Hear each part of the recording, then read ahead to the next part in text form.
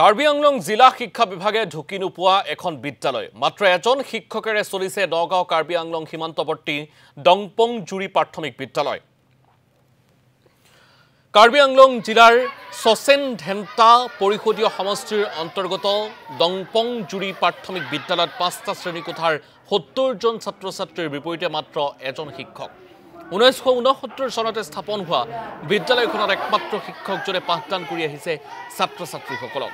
এটা শ্ৰেণীত পাঠদান কৰিলে বাকি 4টা শ্ৰেণীৰ ছাত্ৰ-ছাত্ৰীসকলক বঞ্চিত হয় শিক্ষাৰ পৰা। আৰু বিদ্যালয়খনত আৰু 2জন অতিৰিক্ত শিক্ষক নিযুক্তি দিবলৈ আহ্বান জনাইছে অভিভাৱক তথা জনতাই। ডংপংজুৰি এলপি স্কুল স্থাপিত 1969 এগৰাকী।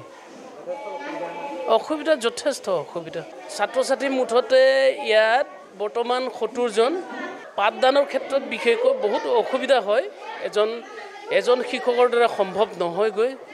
তথাপিও মই যিমান পাৰোঁ চেষ্টা কৰি গৈছোঁ আগুৱাই নিবলৈ পাঠদানৰ। তাৰ পৰিৱৰ্তে এটি অনুৰোধ, সেয়েহে আমাৰ কাৰ্বি আংলং অট'নমাছ কাউন্সিলৰ CM ছাৰ মাননীয় তুলিৰাম ৰংহাংদেৱলৈ মোৰ লগত আৰু 2জনমান সহকাৰী শিক্ষক যদি এপইণ্ট দিলে তেতিয়া বহুতখিনি অসুবিধা আঁতৰ হ'ব।